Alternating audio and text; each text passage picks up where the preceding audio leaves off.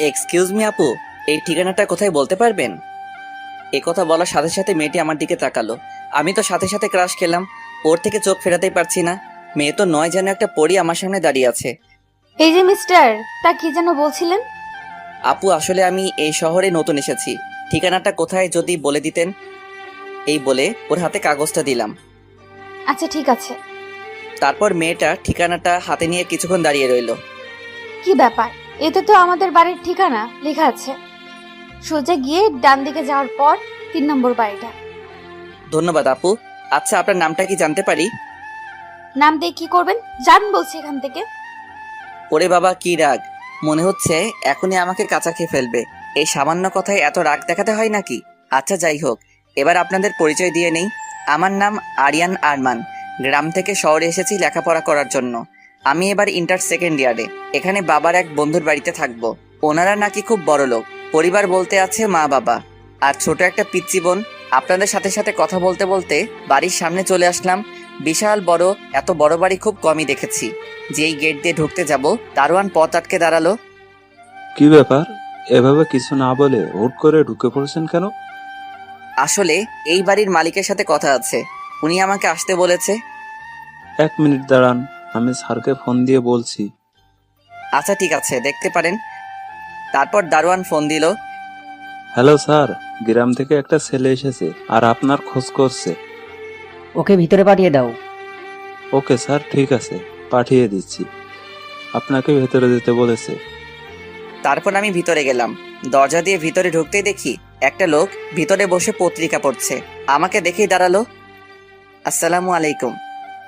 ওয়ালাইকুম আসসালাম। তুমিই কি জামালের ছেলে? গ্রাম থেকে এসেছো?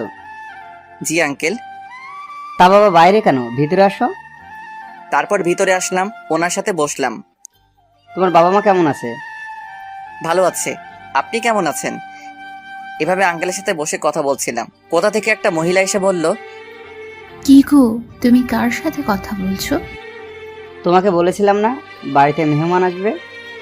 ও কি তোমার সেই বন্ধুর ছেলে? হুম, এবার থেকে ও আমাদের সাথেই থাকবে। ঠিক আছে, ভালো, যেমন তোমার ইচ্ছে। এখন যাও তো, ওকে ওর রুমটা দেখিয়ে দাও। এছাড়া অনেক দূর থেকে এসেছে। বাবা, তুমি আমার সাথে আসো। তারপর ওনার সাথে উপরে গেলাম। আমাকে রুম দেখিয়ে দিয়ে চলে গেল। আমি রুমে ঢুকে তো অবাক। রুমটা অনেক সুন্দর করে সাজানো হয়েছে। ও, আমি তো ভুলেই গেছি, বাড়িতে একটা ফোন করতে হবে। তারপর আম্মুর কাছে ফোন দিলাম, সাথে সাথে রিসিভ করলো।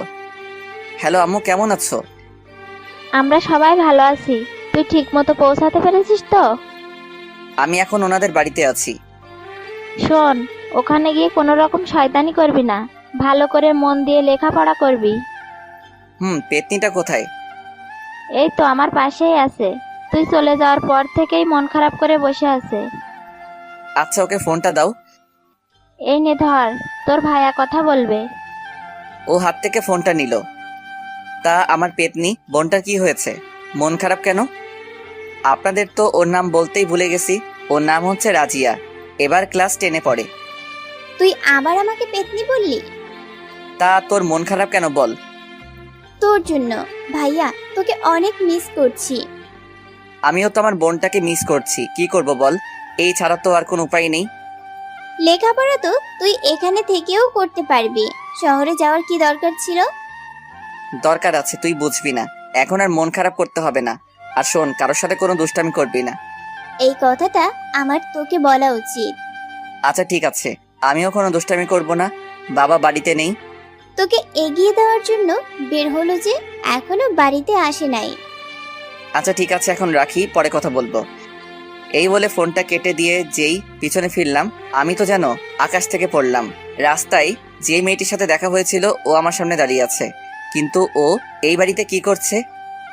আপনি এই বাড়িতে? আজব তো, আমার বাড়িতে আমি থাকবো না তো কে থাকবে? আপনার বাড়ি মানে? কই, তখন তো কিছু বলেননি। বলি নাই, বলার প্রয়োজন মনে করি নাই। এবার কি আপনার নামটা জানতে পারি? অবশ্যই জানতে পারিস। তোর মতো খ্যাতকে আমি আমার নাম বলবো না, অন্য কারো থেকে জেনে নিতে পারিস। আচ্ছা ঠিক আছে। আপনি কথায় কথায় এমন রেগে যান কেন? চুপ, বেশি কথা না বলে এখন নিচে আয়, তোকে ডাকছে। এই বলে চলে গেল। না, মেয়েটার দেখছি অনেক তেজ। না, এর থেকে দূরে দূরে থাকতে হবে। তারপর আমি ফ্রেশ হয়ে নিচে গেলাম।